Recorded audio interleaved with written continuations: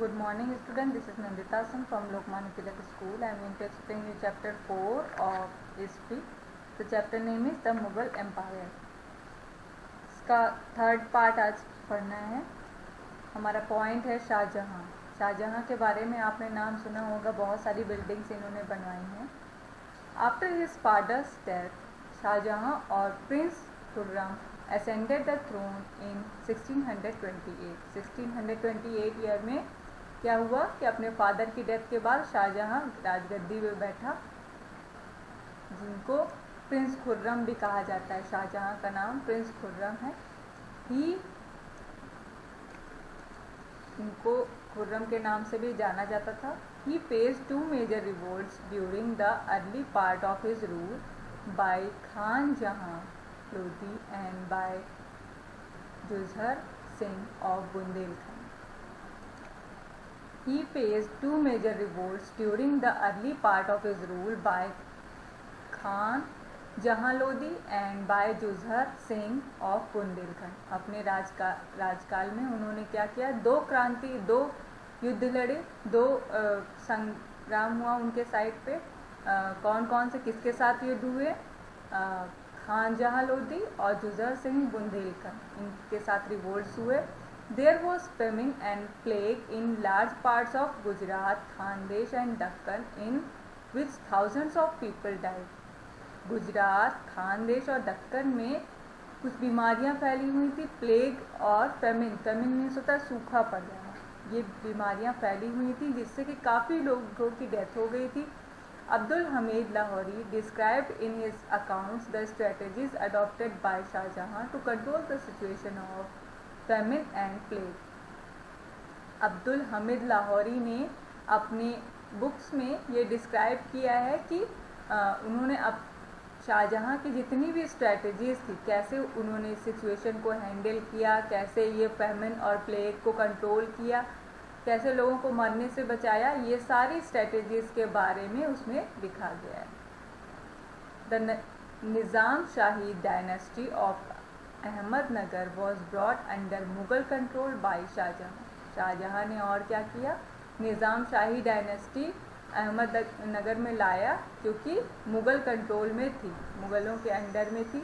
The Deccan सल्तनत of Bijapur and Golconda accepted his supremacy in 1636. 1636 year में क्या हुआ कि बीजापुर और गोलकुंडा ने शाहजहां की अधीनता को स्वीकार कर लिया था, उनकी सुप्रीमेसी को एक्सेप्ट कर लिया था. ही रिकॉन्कर्ड कंधार इन 1638 and rooted the Uzbeks at Balkhan in 1647. 1638 में उन्होंने कंधार नामक जगह पर विजय प्राप्त कर ली और उज़्बेक जो कि बल्खान में था उसको भी जड़ से उखाड़ दिया. 1647 में मीन्स एक एक करके उसने कई सारे एरियाज़ को कवर करना शुरू कर दिया, उनको कॉन्कर करना शुरू कर दिया. Shahjahan he was annex the region of Kamrup in Assam, और उसने क्या किया कि कामरूप, आसाम में जो कामरूप एरिया है उस क्षेत्र को भी अपने अधिकार में कर लिया था. Shahjahan shifted the capital of Mughal empire from Agra to Delhi. उसने अपनी राजधानी आगरा से दिल्ली में कन्वर्ट कर दी थी. उसने अपनी राजधानी को दिल्ली बना लिया था, दिल्ली को अपनी राजधानी बना लिया था. He ruled from the Red Fort, Lal Qila, और उसने क्या किया? And ruled from the Red Fort, और रेड फोर्ट से वहाँ पर शासन करने लगा. औरंगजेब, अब औरंगजेब के बारे में पढ़ेंगे. नेक्स्ट मुगल रूलर जो था the Aurangzeb the next Mughal ruler had 3 rival brothers, so his accession to the throne was not smooth. Aurangzeb के काल में बहुत सारे उसके ब्रदर्स थे, राइवल ब्रदर्स थे, जो कि गद्दी पर बैठने के लिए उससे युद्ध कर रहे थे, इसलिए उसका गद्दी पर बैठना बहुत ही स्मूथली नहीं चला, मीन्स उसको इजीली राजगद्दी नहीं मिली. He killed his brothers, imprison his father Shahjahan and crown himself at Delhi assuming the title of Alamgir. Aurangzeb ने क्या किया? अपने सारे भाइयों का मर्डर कर दिया, उनको मार डाला और अपने फादर को जेल में डाल दिया शाहजहां को जेल में डाल दिया और फिर उसके बाद दिल्ली की राजगद्दी पर बैठ गया और उसको क्या टाइटल दिया जाने लगा, आलमगीर का। He ruled for 50 years till his death in February 1707 in Ahmednagar. और उसने 50 सालों तक he ruled for 50 years till his death, अपनी डेथ के पहले तक 50 सालों तक उसने अहमदनगर में शासन किया, 1707 तक, till his death in 1707। और 1707 में उसकी डेथ हुई, उसके पहले तक 50 सालों तक उसने अहमदनगर में शासन किया। During his reign Aurangzeb was able to annex Bijapur and Golconda. अपने राजकाल में उसने क्या किया, बीजापुर और गोलकुंडा के को अपने कंट्रोल में कर लिया, उनको अपने राज्य में मिला दिया। The last 26 years of his life was full of conflicts in the Deccan and north India.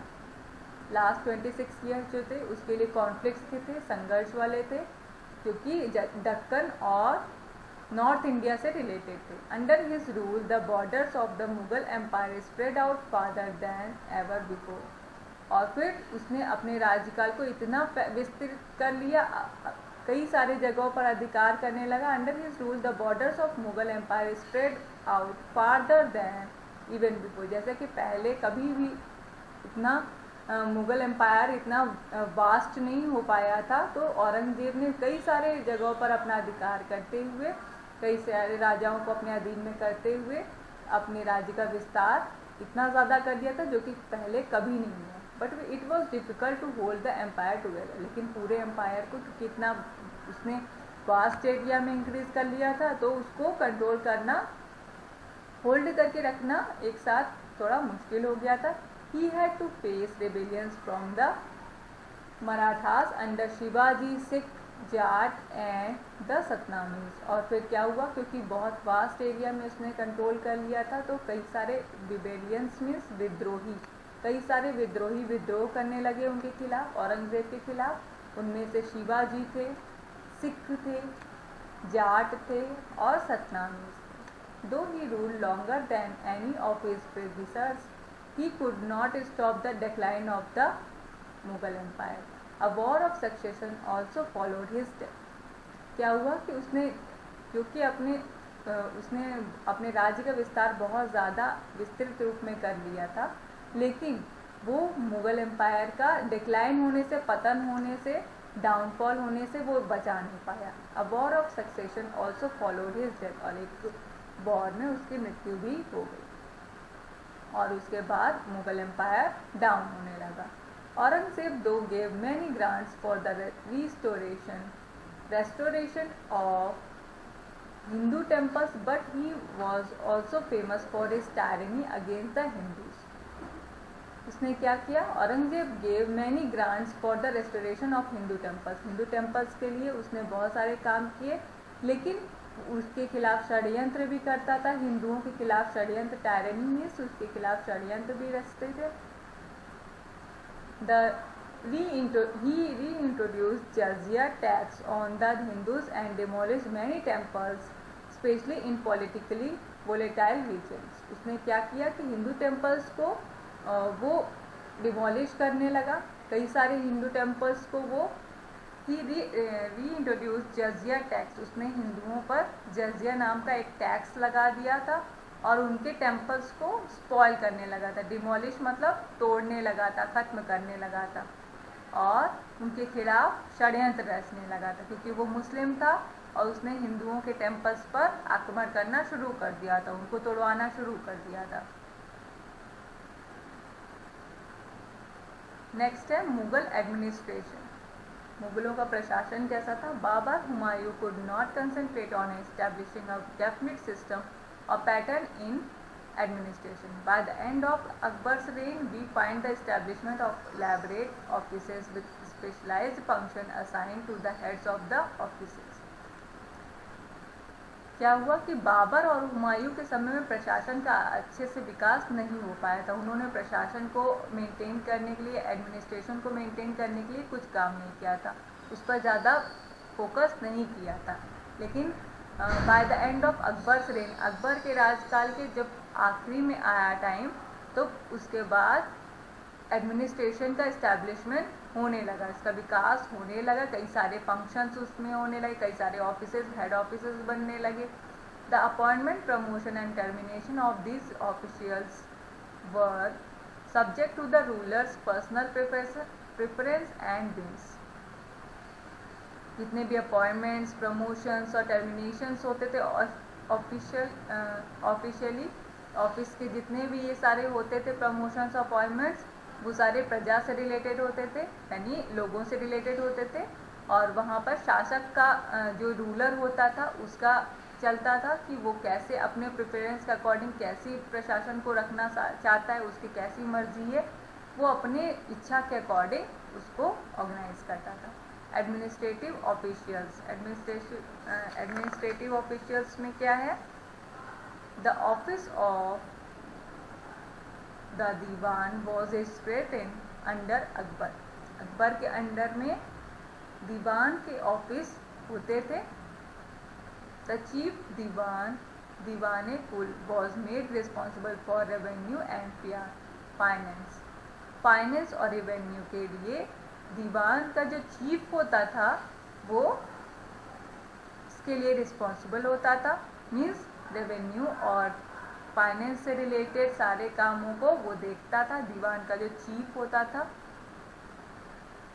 His primary duty was to supervise the imperial treasury and to check all the accounts. उसका सबसे फर्स्ट ड्यूटी क्या होती थी? ये supervise करना कि राजा के खजाने में कितना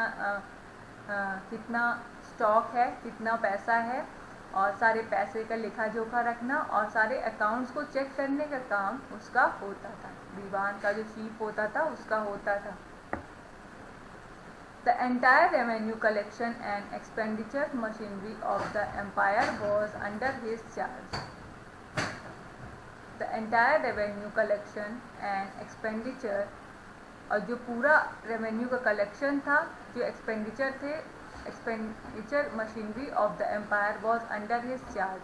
और ये जो एम्परर होता था, जो रूलर होता था, उसके अंडर में होता था कि वो सारे मशीनरियों को चेक करे, सारे खर्चों पर ध्यान दे, ये सारे काम को उसको देखना पड़ता था. To check the diwan's power, the Mughal emperor would ask the diwan to submit a report on state finances daily. Diwan के पावर को चेक करने के लिए, to check the diwan's power, the Mughal emperor would ask the diwan to submit a report. और राजा क्या करता था कि जो एम्परर होता था, शासक होता था, उसको सारी चीज़ें चेक करनी पड़ती थी. तो उसको क्या करना पड़ता? To check the diwan's power, दीवान का जो पावर है, उसको जो काम दिया गया है उसको चेक करने के लिए शासक को, जो रूलर होता था, उसको सारी रिपोर्ट मांगनी पड़ती थी कि दीवान से कि क्या क्या चीज़ों की कैसी कैसी रिपोर्ट है. अगर ट्रेजर है, खजाना है, तो उसमें कितना खजाना बचा हुआ है, कितना बाकी है, और सारे अकाउंट्स को चेक करने का काम रूलर का होता था, शासक का होता था. दीवान के अंडर में जितने भी काम होते थे उसको रीचेक करने का काम रूलर का होता था, और ये काम वो डेली करता था. नेक्स्ट पॉइंट इसी के आगे का है.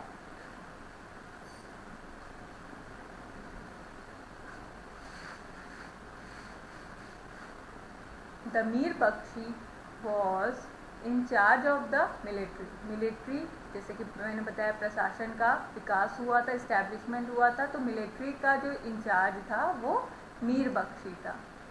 He passed all orders of appointments of mansabdar and their salary papers were endorsed by him. और वो क्या करता था? He passed all orders of appointments of mansabdar. Mansabdar के जितने भी अपॉइंटमेंट्स होते थे उन सारे को पास करता था, और उनके सैलरी पेपर्स को उनको देना पड़ता था. Their salary papers were endorsed by him. उनके सैलरी पेपर्स सारे जितने भी मनसबदार्स होते थे उनको सैलरी पेपर्स उसको देना पड़ता था मीर बख्शी को. He personally supervised the branding of the horses called dag and checked the muster roll called chera of the soldiers. और वो क्या करता था? सुपरवाइज करता था. किसको सुपरवाइज करता था? The branding of the horses called दाग, जितने भी हॉर्सेस होते थे उसको सुपरवाइज करवाने का काम करता था, इसको दाग कहा जाता था। And check the muster roll called छेड़ा ऑफ द सोल्जर, सोल्जर्स के जो मस्टर रोल होते थे, जितने भी उनकी कलेक्शंस होते थे, सोल्जर से की जो सेनाएं होती थी उनको देखने का काम भी उसका होता था। उसके बाद क्या हुआ, he was assisted by other bakhshis, Mir Bakhshi को बहुत और दूसरे बख्शीस भी असिस्ट करते थे। The Mir Saman was the officer in charge of royal karkhanas who supervised the purchase of all kinds of articles and their storage for the royal household and the manufacture of different articles, be it weapons of war, articles of luxury. यहाँ पर एक और person होता था मीर समन नाम का, वो royal कारखानास का क्या होता था, इंचार्ज होता था। उसका काम क्या होता था कि सारे जितने भी आर्टिकल्स हैं, राजमहल के जितनी भी चीज़ें हैं, हाउस होल्ड चीज़ें हैं, मैन्युफैक्चरिंग की चीज़ें हैं, वो सारी मैन्युफैक्चर्ड आर्टिकल्स हैं या हथियार हैं युद्ध के लिए, और लग्जरीज़ के जितने भी आइटम्स हैं राजमहल में, ये सारी चीज़ों का लेखा जोखा देखता था, वो उसको सुपरवाइज करता था। कौन करता था, मीर समन करता था।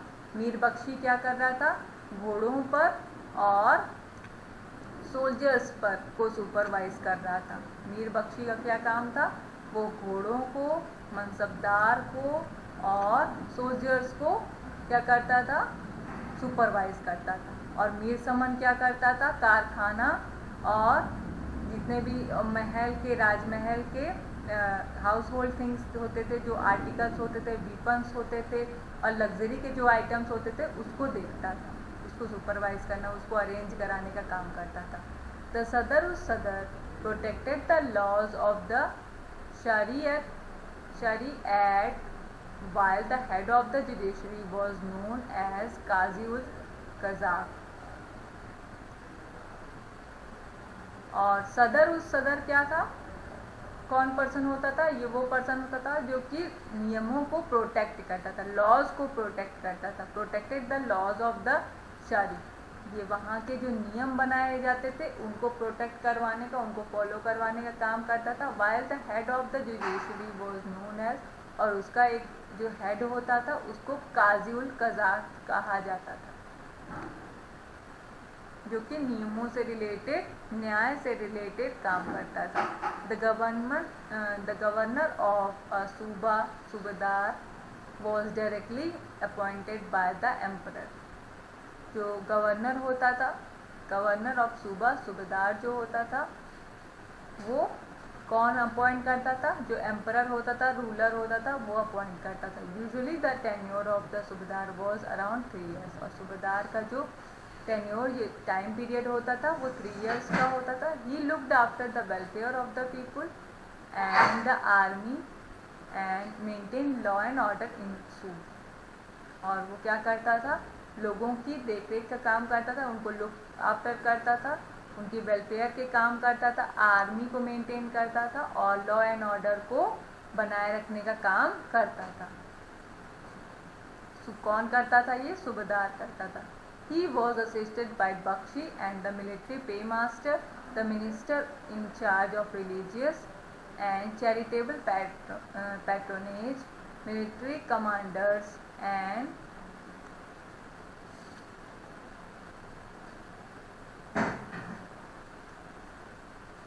the town police commander।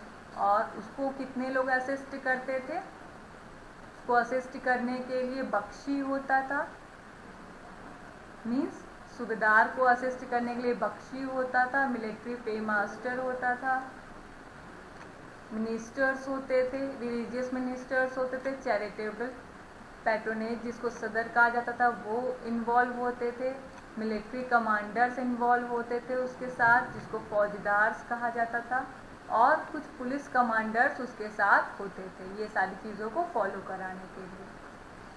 The finances were taken care of by the Diwan at the central level. जितने भी पैसों से रिलेटेड काम होते थे, फाइनेंसेस से रिलेटेड होते थे, वो दीवान सेंट्रल लेवल पर करता था. Thus the Mughals kept a watch over their officials in the provinces through offices and the institutions independent on each other. जो मुगल होते थे, thus the Mughal kept a watch over their officials, और जो मुगल होते थे वो अपने ऑफिशियल्स पर नज़र रखते थे और उनके सारे प्रोविंसेस को, सारी ऑफिस के रूल्स को, इंस्टीट्यूशंस को टेक केयर करते थे. Besides the Mughal rulers, frequent visits of every Suba and the system of frequent transfer of the officials after a period of 3 years on average helped the Mughals in checking the officials. जितने भी होते थे, besides the Mughal rulers frequent visit, Mughal ruler के अलावा और कौन कौन से और सारे ऑफिशियल्स जो होते थे, beside the Mughal rulers frequent visit to every सूबा, मुगल रूलर जो होते थे वो बार बार विजिट नहीं कर पाते थे, उनके अलावा और कौन कौन करता था. And the system of frequent transfer of officials after a period of 3 years on average help the Mughals in checking the officials.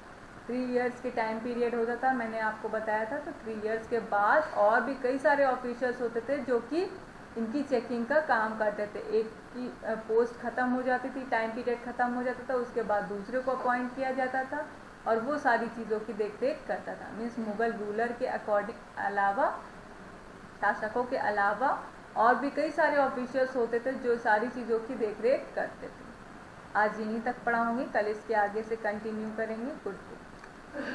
Good day.